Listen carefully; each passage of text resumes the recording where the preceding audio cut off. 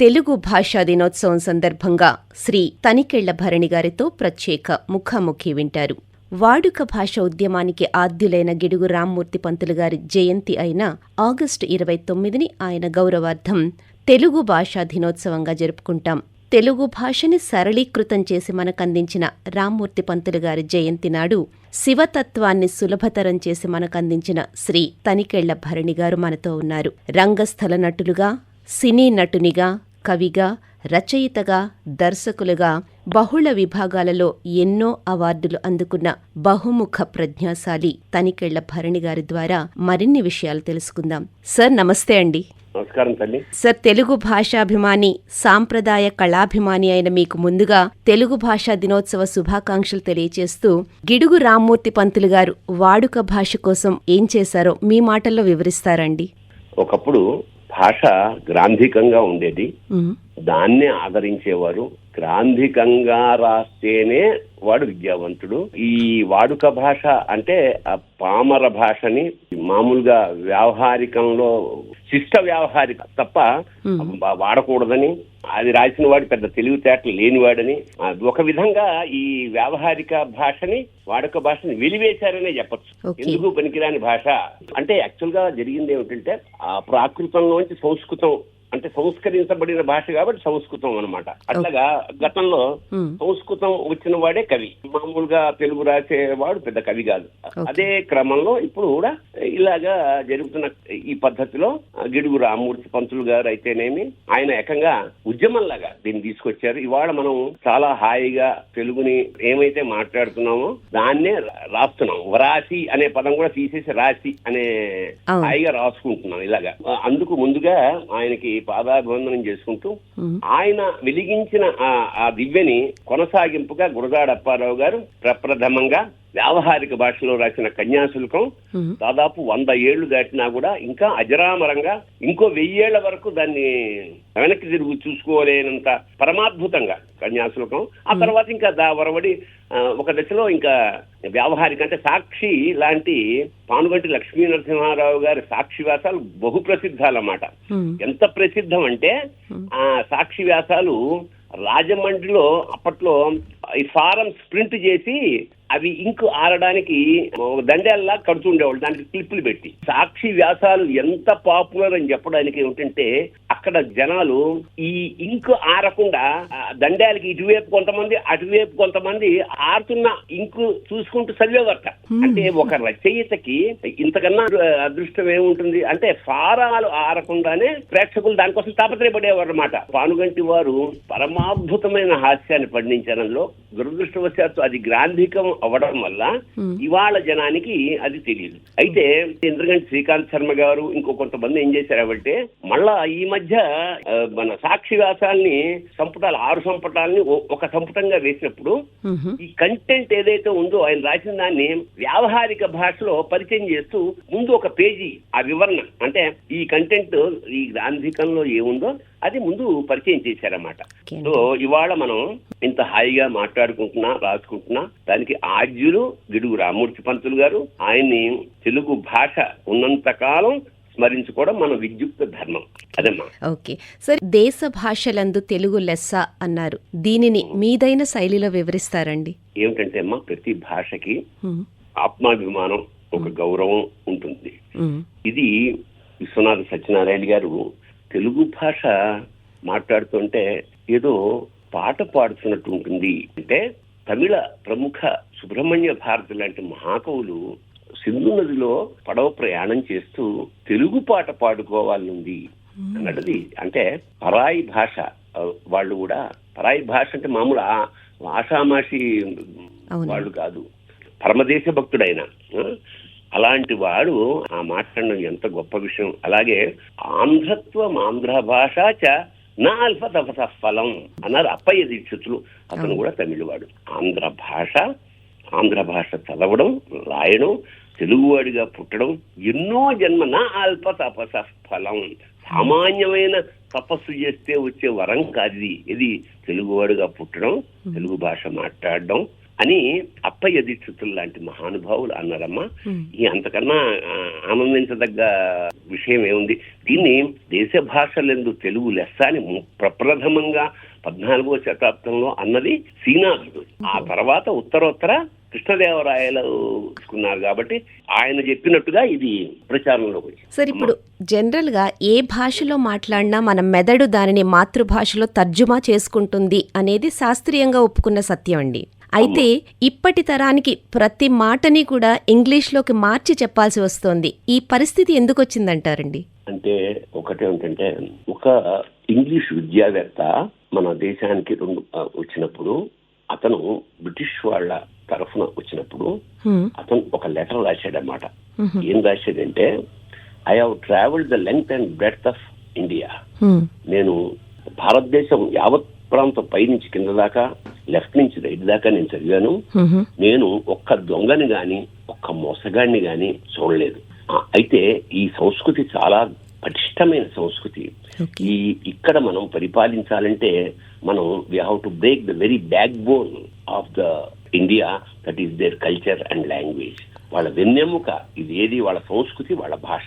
భాష మీద మనం దెబ్బ కొడితే తప్ప మనం దీన్ని పరిపాలించలేము అని ఎప్పుడైతే రాశాడో, ఇంగ్లీష్ భాషా ప్రవేశం పెట్టి ముందు మన తెలుగు గాని, మన భారతీయ భాషలు గాని, మన సంస్కృతం గాని అంత గొప్పవి కాదు. ఇంగ్లీష్ భాష సర్వోత్కృష్టమైన భాష, అందులో మాట్లాడితేనే వాడు నాగరికత ఉన్నవాడు అని ఒక భ్రమ క్రియేట్ చేసి ఈ 200-300 సంవత్సరాల్లో మానసిక దాస్యం మనకు వచ్చేట. చూడండి, ఇప్పుడు మన తల్లులు కూడా మా వాడు ఇంగ్లీష్ లో మాట్లాడతాడు. సో మానసికమైన ఒక దాస్యానికి మనం లొంగిపోయాం అన్నమాట. అట్ ద సేమ్ టైం మనం ఒక్క విషయం మాత్రం సత్యం ఏమిటంటే, ఇవాళ అన్నం పెట్టేదే భాష. అన్నం పెట్టే భాషని మనం ఆదరిస్తాం అంత సహజంగా. ఇవాళ ఆల్మోస్ట్ అమెరికాలో ఐటీ కంపెనీల్లో గాని తెలుగు వాళ్ళు లేదా యావత్ ప్రపంచం విస్తరించడానికి కారణం మనకి ఇంగ్లీష్ భాష మీద ఉన్న పట్టు. అలాగే చైనీస్ గాని జపనీస్ గాని వాళ్ళు అంత మనతో పోటీ పడలేకపోవడానికి కూడా కారణం వాళ్ళ భాష. అట్ ద సేమ్ టైం నేను జపాన్ వెళ్ళానమ్మా. అసలు జపాన్ యొక్క సంస్కృతి తెలుసుకుందాం అని, మరి జపాన్ భాష నాకు రాదు కాబట్టి ఒక పెద్ద మాల్, ఆ మాల్ అంతా పుస్తకాలే, ఆ మాల్ అంతా పుస్తకాలే. అయితే అక్కడికి వెళ్ళి, can I get something history of Japan in English అని అడిగారు. వాడు, I'm sorry sir, there is no English book in the whole mall. Mall మొత్తంలో ఒక్క ఇంగ్లీష్ పుస్తకం గాని, పేపర్ గాని, మ్యాగజైన్ గాని లేదు. అయినా సరే వాళ్ళు టెక్నాలజీతో మనకు ఒక భ్రమ ఉంది, మనం తెలుగులో మాట్లాడితే మన ఎవడు గుర్తించడు అని. అంచేత అలాంటి భ్రమలేమి అక్కర్లేదు. వేరే వేరే భాషల్లో అసలు ఇంగ్లీష్ లేకపోయినా కూడా వాళ్ళ జపాన్ టెక్నాలజీలో ఎక్కడుంది? ప్రపంచంలో నెంబర్ 1 స్థాయిలో ఉంది. అంచేత అట్ ది సేమ్ టైం నేనేమంటున్నా అంటే, ఆల్రెడీ మన వాళ్ళు ఇంగ్లీష్ లో నిష్ణాతులు అయిపోయారు కాబట్టి ఇంగ్లీషు ఖచ్చితంగా నేర్చుకోండి, బాగా నేర్చుకోండి. ఎంత బాగా నేర్చుకోవాలంటే, సర్వేపల్లి రాధాకృష్ణన్ గారు ఇంగ్లీష్ లో మాట్లాడుతుంటే ఇంగ్లీష్ ప్రొఫెసర్లు డిక్షనరీలు తిరగేసేవారు. అంత బాగా నేర్చుకోండి, తప్పేం లేదు. అట్ ది సేమ్ టైం మన ఏదైతే మాతృభాష ఉందో దాన్ని ప్రేమించండి. పిల్లలు నేర్చుకోవట్లేదు అంటే ఖచ్చితంగా తల్లిదండ్రుల దోషం. తల్లిదండ్రులు దే ఆర్ నాట్ అలవింగ్. నేను అమెరికాకి ఈ మధ్య వెళ్ళొచ్చాను. వాళ్ళు ఏమిటంటే, వాళ్ళు ఇంట్లో ఉండే టైం ఎంత? ఎప్పుడో సాయంత్రం వస్తారు, పొద్దున్న స్కూల్కి వెళ్ళిపోతారు. ఎక్కువ కాలం ఎవరితోటి ఉంటారో ఆ భాష ఈజీగా అట్రాక్ట్ అయిపోతుంది. చేత వాళ్ళకి తెలుగు నేర్పలేక చస్తున్నారు ఇప్పుడు తల్లిదండ్రులు, మన వాళ్ళు అన్నమాట. ఏదేమైనా మన భాష 10 కాలాల పాటు నిలవాలంటే ఈ పిల్లలు కాదమ్మా, తల్లిదండ్రులకు ఆ భాష పట్ల ప్రేమ, ఇష్టం, వాళ్ళకి నేర్పాలన్న సంకల్పం ఉండాలి. తెలుగు భాష మాధుర్యం అందరికీ తెలియాలి అంటే పాఠశాల స్థాయి నుంచి ఎటువంటి కార్యక్రమాలు చేయాలంటారండి? నేనేమిటంటే, ఫస్ట్ తెలుగు భాష ఎంత గొప్పదో అంటే, ఉదాహరణకి ప్రపంచ భాషలన్నిటిలో ఏ భాషలోనూ లేని ఒక అద్భుతం తెలుగు భాషలో ఉంది. అదేమిటంటే ఈ పద్యం. మనకి ప్రపంచంలో ఉండే ఇంటెలెక్ట్ అంతా, నీతి శాస్త్రం అంతా, వేమన పద్యాలు, సుమతి పద్యాలు, కుమార శతకం, కుమారీ శతకం, భర్తృహరి సుభాషితాలు, ఇలాగా బోల్డని చిన్నవి ఒక సముద్రం అంత భావాన్ని ఉప్పు కప్పురంబు ఒక పోలిక నుండి కప్పురం అలాగే ఉంటాయి. చూడ చూడ రుచుల జాడ వేరు పురుషులందు పుణ్యపురుషులు. అసలు పుణ్యపురుషుల్ని ఇంత తేలిగ్గా ప్రపంచ సాహిత్యంలో అంటే ఇంకోటి, ఈ పద్యాలు వేమన పద్యాలు, సుమతి శతకం పద్యాలు చిన్నప్పుడు ఎప్పుడో 50-60 ఏళ్ల క్రితం చదువుకుంటే జీవితాంతం గుర్తుండిపోవడానికి కారణం ఏమిటి? ఒకటి ఆ ఛందస్సు, రెండోది అందులో అద్భుతమైన భావం, ఇంకా మర్చిపోలేని భావం అన్నమాట. ఆయనకి వాడు ఇరిటేషన్ లో, కోపంలో ఏ రాయో లేదా ఏ స్క్రూ డ్రైవర్ పెట్టుకుని టీవీని బద్దలు కొట్టాడు. ఏది ఆవేశంలో. ఏమైంది తర్వాత? దాని రిపేర్కి గోల్డ్ ఖర్చు అవుతుంది. తన శాంతమే తనకు రక్ష. అదే కదా, అక్కడే కనుక కంట్రోల్ చేసుకుని ఉంటే ఒక 10 నిమిషాలు దయ చుట్టంబవు. అంటే ఇక్కడ ఎప్పుడైనా ఎవరికైనా కడుపు నిండా అన్నం పెట్టడమో లేదా పిల్లాడికో చదువుకి పరోక్షంగా తన సహాయం చేసామనుకో, ఎప్పుడో నీకు దొరకవచ్చు. వేరే దేశంలో అతను, గురువుగారు నా ఎడ్యుకేషన్ కి మీరు సహాయపడ్డారు sir, I'm here to look after you, మీకు ఏం కావాలి చెప్పండి అని ఎక్కడో దయ చుట్టం అవుతాడు. ఎక్కడో చోట తన సంతోషమే స్వర్గం. ప్రపంచంలో ఎవరికి ఏమి జరిగినా అమ్మా, ఎవరు ఎంత ఆనందంగా ఉన్నా నీకేదైతే జరిగిందో నీ పండగ, నీకు జరిగిన మంచే నువ్వు గణిస్తావు. తన దుఃఖమే నరకమండ్రు. నీకు మోకాలు నొప్పి ఉందనుకో, ప్రపంచం కూలిపోతున్నా, ఇంకో చోట నాశనం అయిపోతున్నా నీకేం అక్కర్లేదమ్మా. ఎందుకంటే నీ నొప్పి, తన దుఃఖం, నీ దుఃఖం అంతా నరకం ఇంకా సృష్టిలో లేదు. 4 లైన్లలో యావత్ జీవన సారాన్ని ఇమిడ్చి అది కూపాలతోటి మనకు పట్టించిన శతకకారులకి నిజంగా ఇవాళ మనం జీవితాంతం రుణపడి ఉండాలా వద్దా? అవునండి, ఇదమ్మా. సో ఇంత సింప్లిఫైగా, ఇంత సింపుల్ గా, ఇంత తేలిగ్గా, ఇంత అమ్మపాలలాగా మనకి ఎక్కేసింది. అది అస్థిగతం అయిపోతా అంటే ఎముకలకి పట్టేస్తుంది అన్నమాట ఈ సాహిత్యం. ఈ తెలుగు పద్యం అనేది ప్రపంచ సాహిత్యంలో ఎక్కడా లేదు. ఈ పద్యాల పట్ల అనురక్తి కలిగించాలి. రాగయుక్తంగా పాడుతుంటే ఎంత మాధుర్యం! ఏమిటి, తిరుపతి వెంకట కవులు రాసిన పాండవోద్యోగ విజయాలు ఇవన్నీ మామూలుగా పల్లెటూళ్ళలో గేదెలు కాచుకునేవాళ్ళు పాడుకునేవాళ్ళు. అంటే వాడి భాష ఎంత సింపుల్. చెల్లియో చెల్లకో చేసిన ఎగ్గులు సైపిరిందరం తొల్లి గతించే, నేడు నన్ను దూతగా పంపిరి జెండాపై కపిరాజు ముందు సితవాజిస్తేనియుంచి నేదండం బున్గొని తోలు చందనము మీద నారిసారించుచున్ గాంధీవమ్ము ధరించి ఫల్గునుడు మేము కంచెండుచున్నప్పుడు ఒకండైనను తోడురాడు. ఎంత అద్భుతం! అంటే రాగమాధుర్యం అను మనకి బొమ్మ కట్టేస్తుంది అన్నమాట. మనకి సాక్షాత్తు ఒక దృశ్యం. కురుక్షేత్రంలో శంఖముగుతున్న కృష్ణుడు, నారి సారిస్తున్న అర్జునుడు, వీటన్నిటిని పెయింటింగ్ చేసేసారన్నమాట అక్షరాల్లో.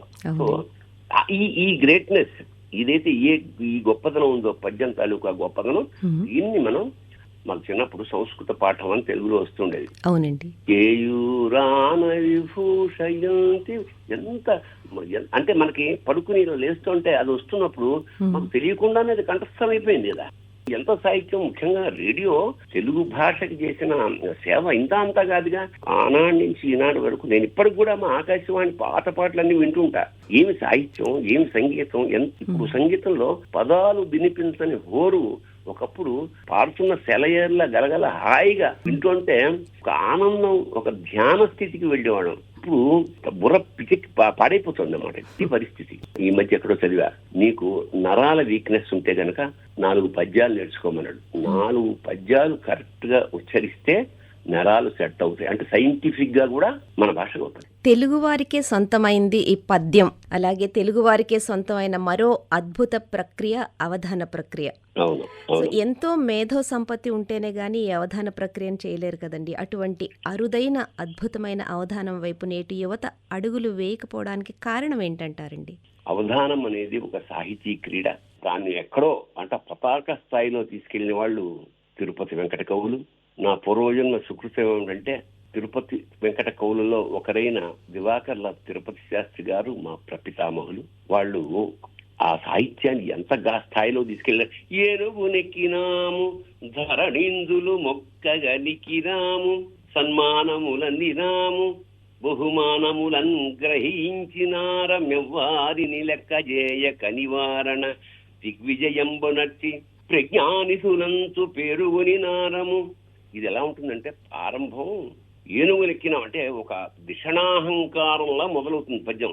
ఏనుగు నెక్కినాము ధరణిందులు మొక్కగా నిక్కినాము సన్మానములందినాము బహుమానములను గ్రహించినారమెవ్వారిని లెక్క చేయక నివారణ దిగ్విజయంబునర్చి ప్రజ్ఞానిధులంచు పేరుగొని నారము. ఇక్కడ ఆపాక నీవలనన్ సరస్వతి అని నతమస్తకులై సరస్వతికి పాదాభివందనం చేస్తారు. ఇవన్నీ రావడానికి కారణమమ్మా నీ దయ, నీ కృప మాకుంది.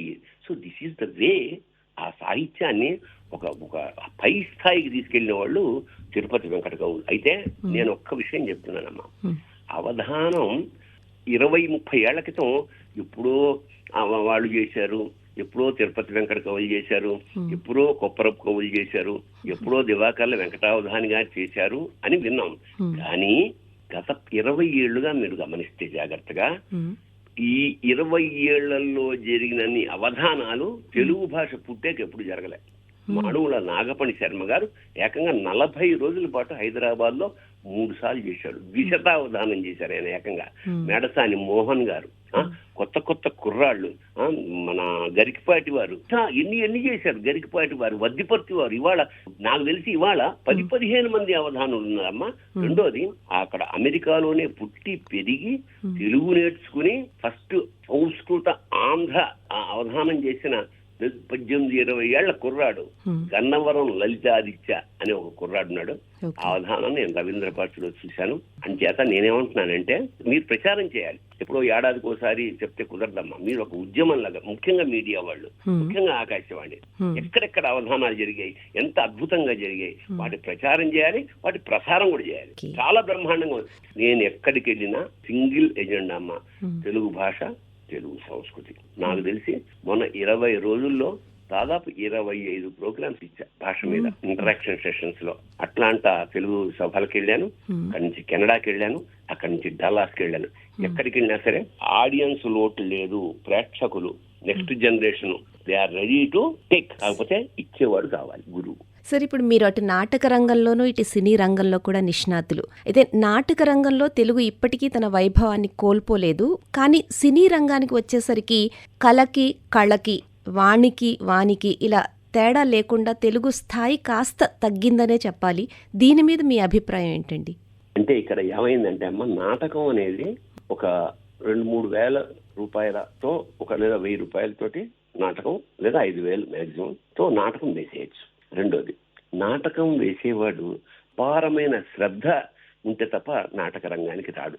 కమిట్మెంట్ తోటి వాడికి భాష పట్ల, దాని పట్ల ఒక అభిమానం ఉంటుంది. ఈ నేర్పే వాళ్ళు కూడా ఆషామాషిగా ఒప్పుకోరు, దర్శకులు ఎవరైతే ఉంటారో, నాటకాల వాళ్ళు. రెండు, నాటకం ఈజ్ ఎ గ్రూప్ ఆర్ట్. అంటే నాటకం చూసే జనం ఎవరైతే ఉంటారో వాళ్ళు చాలా లిమిటెడ్. త్యాగరాయ గాన సభ, లేదా రవీంద్ర భారతి, లేదా విశాఖపట్నం మీద కళాభారతికి నాటకం వేస్తుంటే వచ్చే వాళ్ళందరూ 99% చదువుకున్న వాళ్ళు. అవునా కదా? చదువుకున్న వాళ్ళే వస్తారు. అదే పామర్లు వాళ్ళు రారు, ఎందుకంటే వాళ్ళకి ఈ భాష గాని ఇది గాని వాళ్ళకి ఎక్కదు. అర్థమైందా? బట్ వేరే it come to a film, it is a mass media. ఎవడైనా చూడొచ్చు. అంచేతే మాస్ మీడియా ఏమిటి? ఇప్పుడు మాస్ మీడియా అంటే వీళ్ళ లక్ష్యం ఏమై ఉండాలి? సినిమా వాళ్ళ లక్ష్యం టికెట్ కొనేవాడు ఎవడు? స్టూడెంట్స్. సో వాళ్ళని అట్రాక్ట్ చేయాలి. పండితుల పర్సంటేజ్ ఎంత ఉంటుంది? 1-2% ఉంది. వాళ్ళు రాకపోయినా సినిమాకి పెద్ద నష్టం లేదు. ఈ స్టూడెంట్స్ ఎంటర్టైన్మెంట్ కోసం వచ్చే వాళ్ళు ఎక్కువ కాబట్టి ఫోకస్ అంతా ఫైట్లు, సాంగులు, ద్వందార్థాలు. అంచేత దానికి భాషతో పని ఉందమ్మా. ఎన్ని అపభ్రంశ భాషలు మాట్లాడితే అంత కామెడీ. అంత కోట్ల రూపాయలు దాని మీద ఇన్వెస్ట్ చేస్తున్నప్పుడు ఒక 10 కోట్లు పెట్టి సినిమా తీస్తుంటే వారు 20 కోట్లు ఎక్స్పెక్ట్ చేస్తాడు. అవును కదా? అంచేత అతనికి సాహిత్యంతో గాని, సంగీతంతో గాని, సంస్కృతితో గాని సంబంధం లేదు. జనరంజకం మాత్రమే కావాలి. జనరంజకం ఎలా అవుతుంది? గాయారు మరోటో వాడిని నవ్వించాలి, లేదా ఏడిపించాలి మెలోడ్రామాగా, వాడు ఉత్సాహపరచాలి, ఉద్రేకపరచాలి, ఫైనల్ గా డబ్బులు కొలగొట్టాలి. అంచేత ఖచ్చితంగా నాటకానికి, సాహిత్యానికి, పుస్తకాలు, నవలు, ఇప్పుడు చూసావా నవలు రాసేవాళ్ళు, కవిత్వం రాసేవాళ్ళు భాష అలా ఉండదు. ఇంకోటి, సినిమాలో వేషాలు వేసేవాళ్ళు వాళ్ళు వేరే భాషల వాళ్ళు. వేరే భాషలు యూ కాంటాక్ట్. ఇప్పుడు నేను మలయాళంలో చేస్తున్నా, నేను ఆ ఉచ్చారణ కరెక్ట్ గా చేయలేను, నా తప్పుడు కాదు, వేరే భాషది. అవునండి. మాతృభాషలా మాట్లాడినట్టు వేరే వాళ్ళు మాట్లాడలేరు. రెండో పాయింట్, తెలుగులో ఇవాళ పాన్ ఇండియా సినిమా అని వచ్చింది. యావత్ భారతదేశం, యావత్ భూగోళం. ఇవాళ రాజమౌళి పుణ్యమాని మన సినిమా జపాన్ లో, చైనీస్ లో, కొరియాలో ఎక్కడ పడితే అక్కడ రిలీజ్ అవుతుంది.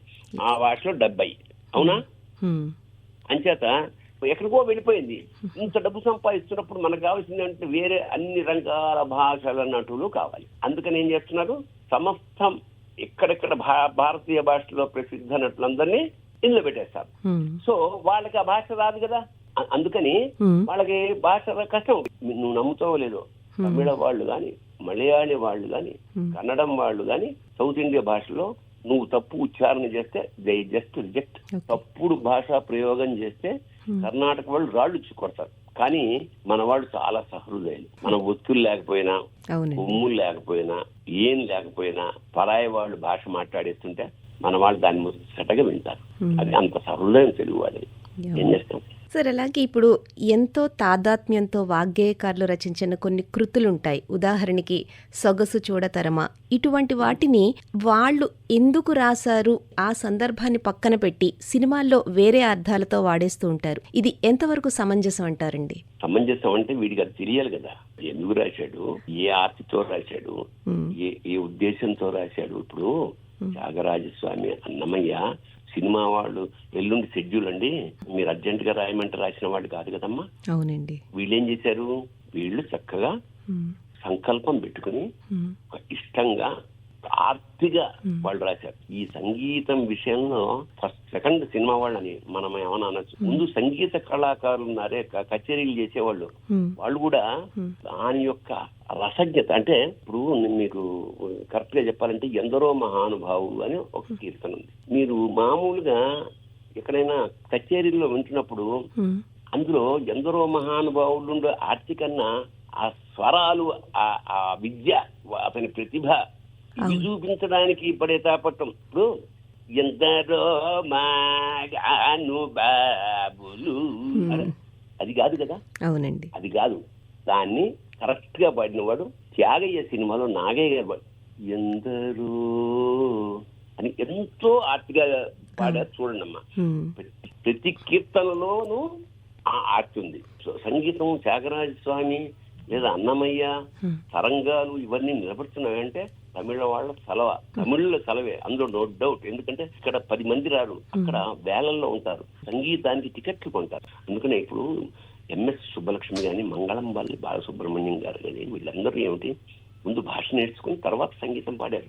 భజగోవిందం గాని వేరే కీర్తనలు పాడుతుంటే ఎలా పాడుతుంది, ఆ ఉచ్చారణ ఎలా ఉంటుంది, వాళ్ళు అంత కమిటెడ్ అమ్మా. ఇప్పుడు అది కాదు. అసలు దురదృష్టవశాత్తు వాళ్లే అలా చేయలేనప్పుడు సినిమా వాళ్ళదే ఉంది. మీకు చెప్పాను కదా, ఇక్కడ ఏమిటంటే జనరంజనమే ప్రధానం. ఎందుకంటే రసం ఆర్తి ఇక్కడ అక్కర్లా. అందుకని మార్చేస్తారు, ట్యూన్స్ మార్చేస్తారు. రామదాస్ రాసిన ట్యూన్ కూడా మార్చేస్తారు మన వాళ్ళు. అర్థమైందా? అవునండి. So that is the whole problem. ఏమిటంటే మనకి సినిమాకి జనరంజకం అదొక్కటే మీటరు. అది అక్కడ తప్పగా ఉందనుకో ఒప్పుకోడు డైరెక్ట్. దానికి స్టెప్పులు వేసేయాల్సిందే. మనకి త్యాగరాజ కృతికైనా అన్నమయ్య కృతికైనా మనం స్టెప్పులు వేసేయాల్సిందే. సో న్యాచురల్ గా సాహిత్యం, సంగీతం అక్కడ తగలడిపోతాయి. ఓకే సార్, మరి ఇన్నేళ్ల మీ నాటకరంగ అనుభవాల్ని ఒక పాఠ్యాంశంగా మార్చి 9వ తరగతిలో ప్రవేశపెట్టారు. ఇది వాడుక రంగానికి, తెలుగు భాషకి ఓ గౌరవం కదండి. దీని గురించి మీ మాటల్లో దాని ప్రయోజనం చెప్తారండి? అది నిజానికి అది ఒక చాలా చిన్న పరిచయం అమ్మా. నేను దాదాపు 18 ఏళ్ల నుంచి 20 ఏళ్లు నాటక రంగంలో ఉన్నాను.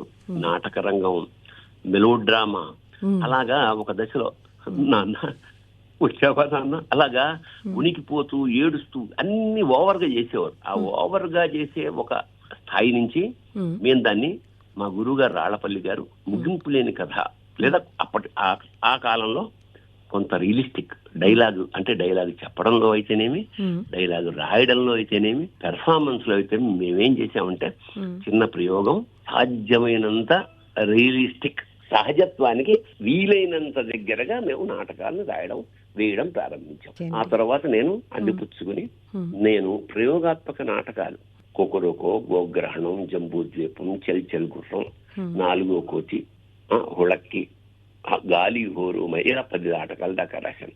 భాష పరమ సింపుల్ గా ఉంటుంది, అందరికీ అర్థం అవుతుంది, కొంత ఆలోచింపజేస్తుంది.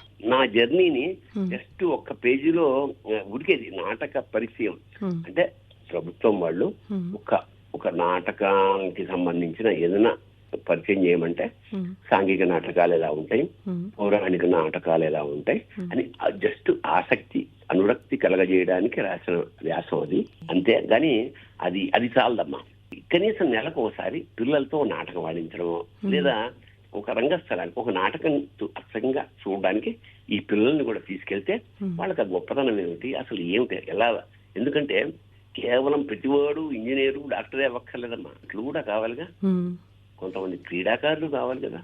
సో వేరే ఇంకోటి ఏమిటంటే కళ అనేది కేవలం సంపాదనకు మాత్రమే కాకుండా సంస్కారానికి కూడా ఉపయోగపడుతుంది. కళల వల్ల మనిషి సున్నిత మనస్కుడు అవుతాడు. సున్నిత మనస్కుడు అవడం వల్ల దయాగుణం కలుగుతుంది, 10 మందికి ఉపయోగం. సో సమాజంలో ఒక సంస్కారవంతమైన జీవనం కలగడానికి కళలు అనేది చాలా ఇంపార్టెంట్. రేడియోతో మీ అనుబంధం అంటే? మా నిరుద్యోగం టైంలో ఆకాశవాణి మా పాలిట కల్పవృక్షం అనమాట. ఎట్లాగంటే అక్కడ మేము వెళ్ళి నాటకాలు అవి రాస్తుండేవాడు. ఆ చెట్టు ఉండేది, ఒక చెట్టు. ఆ చెట్టు కింద వెళ్ళి అక్కడ స్టేషన్ డైరెక్టర్స్ వాళ్ళు ఉండేవాళ్ళు, అందరూ తెలిసిన వాళ్ళే, పెద్ద పెద్ద వాళ్ళు.